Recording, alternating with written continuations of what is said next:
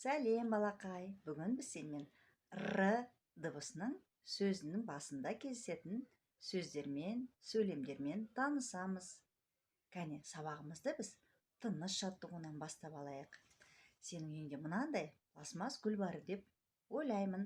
Осы гүлді пайдалана отырып, мұрнымызбен ауаны ұзақ жұтып, ішімізге толтырып аламыз да, оны аузымызбен шығарамыз. Мұрнымызбен гүлді иіскейміз, кәне.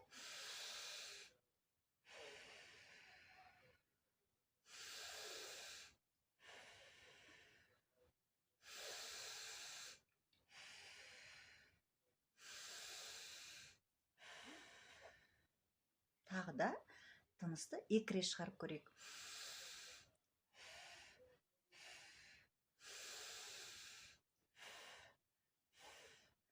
Жарайсың, балақай. Енді ернімізге тыныс алу арқылы массаж жасап көрейік. Кәне, ернімізді дірілдетіп, ол үшін де мұрнымызбен ұзақ тыныс аламыз да, ернімізді дірілдету арқылы ауаны ұзақ шығарамыз. Кәне, жасап көрейік бірге.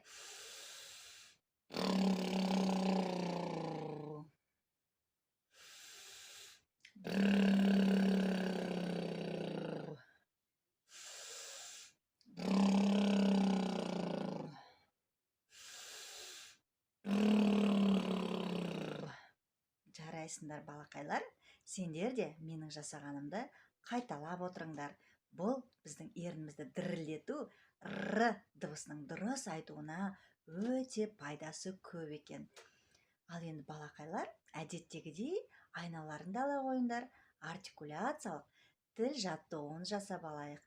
Кәне, ерте, ертеде, ешкі жүні бөртеде.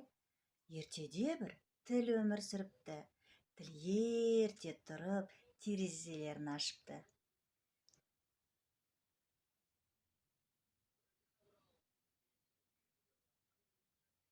Содан кейін қоршауға барыпты.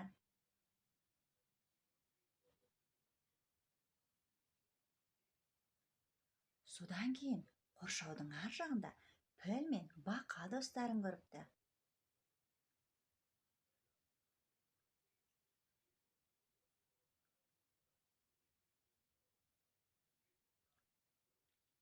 Содан кейін ол сыртқа шықса, алыстан қайық көрініпті, желкені бар.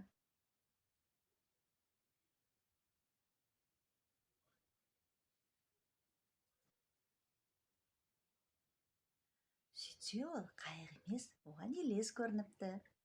Содан кейін ол бір нәрсенің дауысын естіпті. Ағашты тоқылдатып отырған тоқылдақ екен.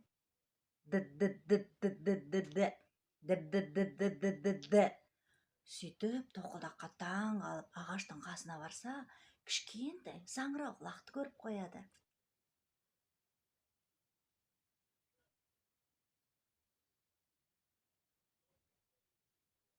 Саңырауқұлақ теріп жүрсе, саңырауқұлақтың қасында кішкентай ғана бір баян жатыр екен.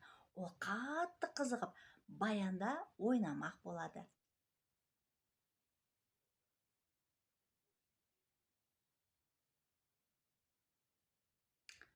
Сөйтіп ол өзінің жақсы атын көреді.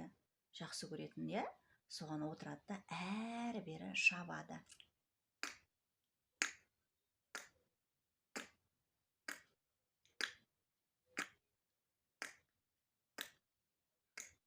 Атына шауып болғаннан кейін ол тағы да ары қарай барайын деп машинасын оталдырмақ болады.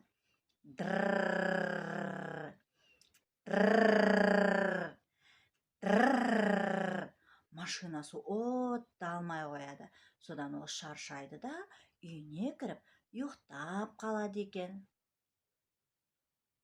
Міне, балақай, біз әдеттегідей артикуляциялық жаттығуларды ертегі күйінде жасадық, я? Балақай, осы ертегі күйіндегі артикуляциялар жасағанда аузыңды кең ашуды ұмытпа. Ал енді, балақай, р дыбысын буында айтайық, кәне. Р, а, р, о, р, у, р, р, р, и. Жарайсың, балақай. Осылай менімен бірге қайтала. Балақай, сабағымызды одан әрі жалғастырайық. Кәне, буын ұйқастарды дұрыс әдемі айтайық. Ра, әдемі гүл, райхан. Ра, риза болды, рақым. Ро, темір екен, робот. Ри, Рима мен Рита егіз. Р, әжемнің аты Рысты. Жарайсың, балақай. Сен де осылай қайталады деген ойдамын. Келесі тапсырма бізде Р дыбысы кездесетін кісі аттары. Өзің байқағандай, Р дыбысы сөздің басында. Бірінші сол жақтағы бағанда қыздардың аты, келесі оң жақтағы бағанда ұл балалардың аты екен. Кәне, менің артымнан қайтала. Раушан, Райхан, Рима, Раяна, Риза, Роза, Рахила, Рысты. Ал енді ұл балалардың атын айтайық. Рақым, Рамазан, Ринат, Рауан, Рафхат, Ришат, Рақат, Рысбай. Міне, балақай, сен де осылай қайталады деген ойдамын. Кәне, балақай, екеуміз сәл демалып, ризашылық әні деген кішкене сергіп алайық, әнін айтып. Бұл жерде де Р дыбысы сөздің басында кездеседі. Ризамын бүгінге, ризамын бүгінге, ризамын бүгінге, ризамын қазірге. Ризамын бүгінге, ризамын қазірге. Жарайсың, балақай. Сен де осылай қайталай ғой. Келесі бізде суретті сөйлемдер. Кәне, дұрыстап оқиық.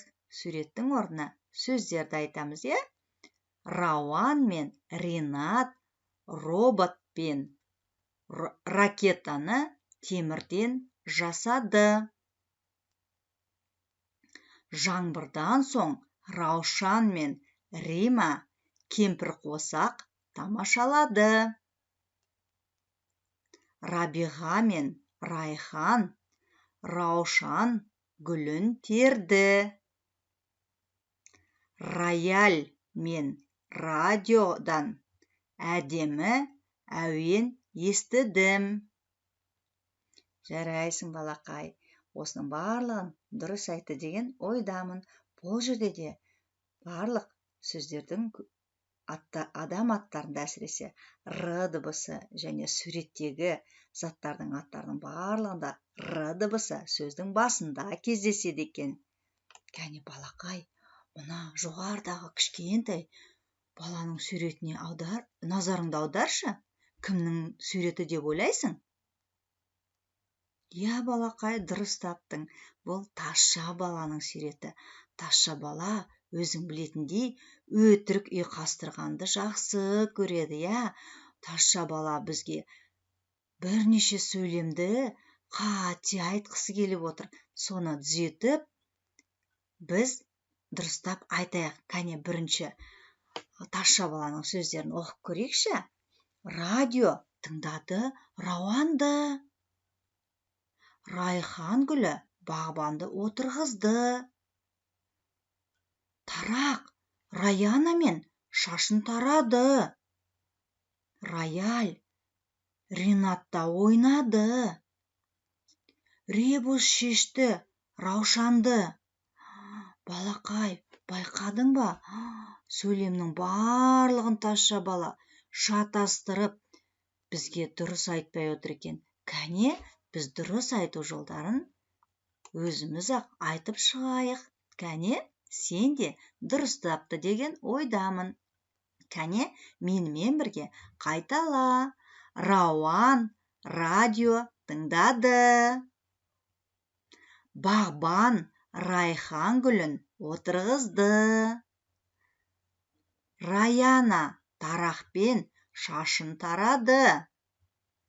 Ринат рояльда ойнады. Раушан ребус шешті. Жарайсың балақай. Енді осы сөздерді р дыбысы сөздің басында кездесетін сөздерді сен үнемі қайталап дұрыс айтуға дағдылан. Міне балақай, бүгін біз сенімен р дыбысын сөздің басында кездесуімен таныстық және оларды дұрыс айтуға дағдыландық. Р дыбысын сен енді дұрыс айтады деген ойдамын. Келесі сабақта кездескенше сау бол балақай.